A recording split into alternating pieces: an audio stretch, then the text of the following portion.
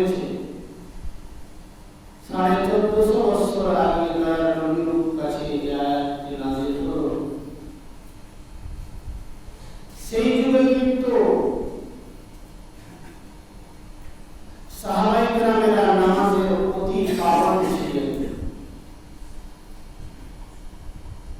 যেহেতু কোরআন শুধু একটা যুগের জন্য নয়, কিয়ামতের সকাল পর্যন্ত আল কোরআনুল মাজিদ মানুষের রাহবার, মানুষের পথ প্রদর্শক, মানুষের গাইড।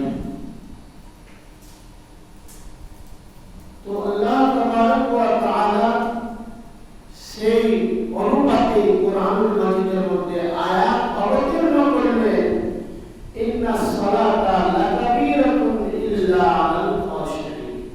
নামাজের ব্যাপারে নিশ্চয় নামাজ বড়ই ভারী জিনিস, কঠিন জিনিস, যেটা আমরা এখন পদে পদে টের পাচ্ছি, বুঝতে পারছি। বাস্তব তাই আমরা এমন যে আমরা এখন বুঝে যাচ্ছি যে নামাজ সত্যিকারী ভালো জিনিস, খুব ভালো জিনিস।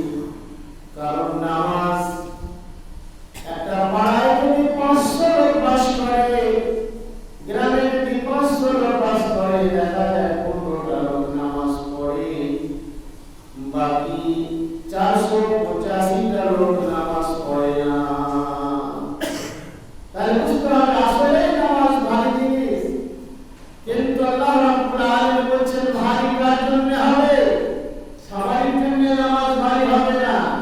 ইন্নাস সালাতা লাকাবীরাতুন ইল্লা আলাল খাশিঈন। যাদের দিলের মধ্যে, যাদের অন্তরে, যাদের কলবে আল্লাহর ভয় আছে, কবরের ভয় আছে, হাসরের ভয় আছে, এদের জন্য নামাজটা ভারী জিনিস নয়। তারা সব কাজ বাদ দিয়ে আগে নামাজ কায়েম করবে। সব ব্যবসা, সব রকম কাজকর্ম একদিকে, নামাজ একদিকে। তারা নামাজের আগে কাউকে প্রাধান্য দিবে না, নামাজের আগে কাউকে স্থান দেবে না, নামাজের আগে কাউকে কোনো হুকুম মানবে না। নামাজের টাইম হলো, তারা নামাজ আদায় করবে। ইল্লা আলাল খাশিঈন। এদের মধ্যে আল্লাহর ভয় রয়েছে, এদের মধ্যে হাসরের ময়দানের ভয় রয়েছে, আর কবরের ভয় রয়েছে। কবরে এরাই যাবে, আর বাকি 485টা লোকেরা কবরে যাবে। বাকি লোকগুলো ওদের কথা মতো এরা মরবে না, এরা কবরে যাবে না, এরা হাসরে উঠবে না, এরা এই দুনিয়ায় থাকবে, আমল ফুর্তি করবে, রং তামাশায় মেতে থাকবে। এই ওদের চিন্তা ভাবনা। যদি তাই না হতো, তাহলে নামাজকে প্রাধান্য দিত, নামাজকে 1 নম্বর স্থানে রাখত। কিন্তু রাখে না। ও তো নিজের কাজকর্মে ব্যস্ত, নিজের ব্যবসাতে ব্যস্ত, নিজের তালের মত, নামাজের তো ধারে কাছে যায় না। ইসলামিয়া কেউ আসবে না দুনিয়ায়, কেউ চিরস্থায়ী এখানে আসার কথা জন্য আসে নাই। সবাইকে একদিন এই দুনিয়া ছেড়ে মাটির তলে ঘুমাতে হবে, এটা বাস্তব। যদি তুমি না বুঝো, তুমি চিন্তা করো, তোমার বাপ-দাদা আত্মীয়-স্বজন ছিল, তোমার মতো তারা ব্যবসা করেছে, ঘর সংসার করেছে, আজ তারা মাটির তলে ঘুমাচ্ছে, তাদের কোনো রকমের কোনো আর নাম চিহ্ন নাই। তারা মাটির সঙ্গে মিশে মাটি হয়ে গেছে, আর আলামে বারজাখে আমলের গুণে তারা সেরকম প্রতিদান পাচ্ছে।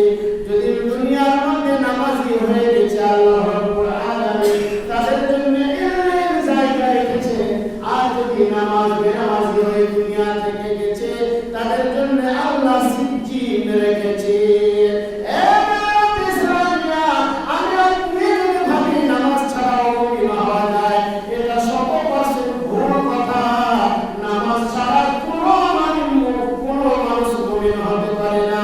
নামাজবিহীন কোনো মানুষ ঈমানের দাবি করতে পারে না।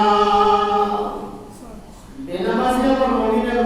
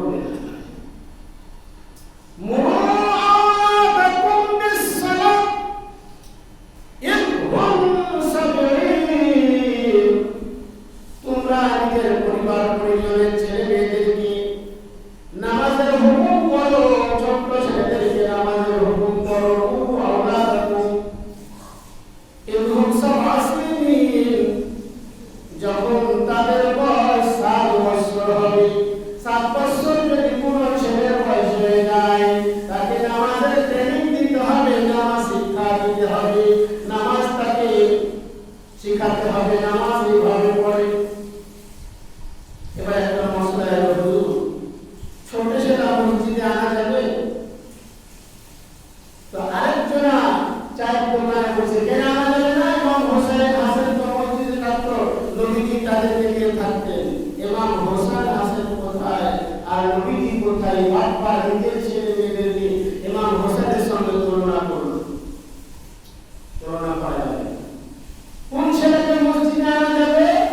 যে ছেলেটা পেচ্ছাপ পায়খানার কথা বলতে পারে। তার চেয়ে ছোট ছেলেকে মসজিদে আনা নিষেধ আছে যে নিজের মুখে পেচ্ছাপ পায়খানার কথা বলতে পারে না, এমন ছেলেকে মসজিদে আনা নিষেধ। আর যে ছেলে পেচ্ছাপ পায়খানার কথা বলতে পারে, মসজিদের আদব কায়দা বুঝতে পারে, মসজিদের এহতরাম করতে পারে, ওই ছেলেকে গার্জেনের সঙ্গে করে নিয়ে আসবে মসজিদে, আর নিজের পাশে দাঁড়িয়ে সাইডে নামাজ পড়বে, শিখবে ছেলে। কিন্তু এটা হলো 4-5 বছরের কথা, 6 বছরের কথা। 7 বছর যখন হবে তখন গার্জেনের জন্য জরুরি হলো যে ওই ছেলেটাকে নিজে নামাজ পড়তে আসবে, সঙ্গে করে ছেলেটাকে আনবে, নামাজ পড়া শিখাবে, নামাজ পড়াবে, একটা সিলসিলা তৈরি করবে।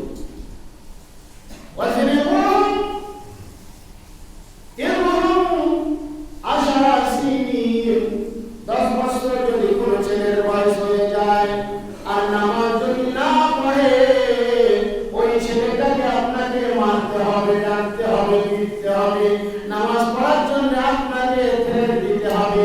এ গার্জিয়ান, তুমি অভিভাবক, তুমি তোমার ছেলেকে 7 বছরে নামাজের ট্রেনিং দিলে না, 10 বছরে নামাজের জন্য মানলে না, বললে না, 12 বছর বয়সে হিরোইন ছাড়া কিছুই খাবে না। তুমি তো তোমার ছেলেকে নিজে খারাপ করেছো। এখন 2টা দিনে কাজ হবে, আর এখন নেশা মুক্তি কেন্দ্রে দিলে কাজ হবে না। তুমি যদি 7 বছরে ছেলেটাকে নামাজের ট্রেনিং দিতা, 10 বছরে নামাজ পড়ে না, এই জন্য যদি মাপতা, আল্লাহে আল্লাহর রহমতে ওই ছেলে কোনোদিন তোমার বিপদগামী হতো না, ওই ছেলে পথভ্রষ্ট হতো না, ওই ছেলে তোমার জুয়ানি বাটপা লজ্জা হতো না, তার মধ্যে নামাজের সিলসিলা থাকতো। তুমি নিজের পায়ে পড়লে ক্ষতি করছো, পরিবেশ খারাপ। তুমি তো পরিবেশ তৈরি করতে পারোনি। পরিবেশ তো খারাপ কি করে? তুমি তো পরিবেশ তৈরি করতে পারোনি। নামাজের সিলসিলা বাড়িতে নাই, নামাজের সিলসিলা তোমার ছেলেদের মধ্যে তুমি তৈরি করনি। আল্লাহ রাব্বুল আলামিন নামাজের জন্য আমাদেরকে হুকুম করলেন, আর বলেন, আলা কুল্লুকুম রাইন ওয়া কুল্লুকুম মাসউলুন আন রায়াতিহি। নামাজ পড়ে কামিয়াব হয়ে যাবে। শুধু নামাজ নিজেই পড়লে ছেলেকে 7 বছরে নামাজের ট্রেনিং দিলে না, 10 বছরে ছেলেকে নামাজের জন্য তুমি মারলে না, তাকিদ করলে না, কাল হাসরের ময়দানে ওই ছেলে তোমার বিরুদ্ধে দাঁড়িয়ে যাবে, মাবুদ আমার আব্বা আম্মা অভিভাবক আমাকে কোনোদিন নামাজের শিক্ষা দেয় না। হেসে যাওয়া তুমি নামাজ পড়ে, এই নামাজ পড়ে পার হতে পারবে না, ওই ছেলে তোমার জান্নাতে যেতে বাধা দিয়ে। কিন্তু আমাদেরকে বলেনি নামাজের ব্যাপারে। 7 বছর বয়সে আপনি বলেছেন নামাজের শিক্ষা দিও, বলেনি কোনোদিন। 10 বছর বয়সে আমি খেলে বেড়াচ্ছি ছেলেদের সঙ্গে, বিড়ি খেয়ে বেরিয়েছি, মদ খেয়েছি, আমার বাপ মন্দির বলেনি যে নামাজ পড়তে চলো। নামাজ পড়তে যাবে কি করে? ও তো নিজে নামাজ পড়ে না, নিজেকে তো ইমানদার মনে করে নিয়েছে যে আমার চাইতে বড় ইমানদার না। ভুল পথে থেকে লাভ নাই বাবা। দিতে বাস্তব যে বেনামাজি বেঈমান, অবশ্যই এটা স্বীকার করতে হবে যে আমার কথা নাই, তাওই কথা নাই।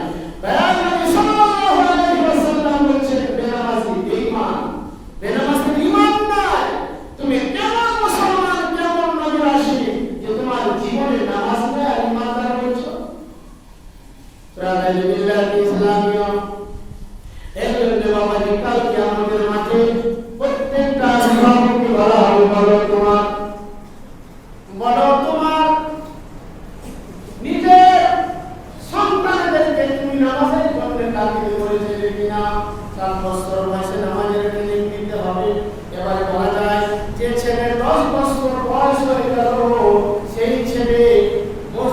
যদি লাইনে কাতারে দাঁড়িয়ে যায় কোনো অসুবিধা নাই।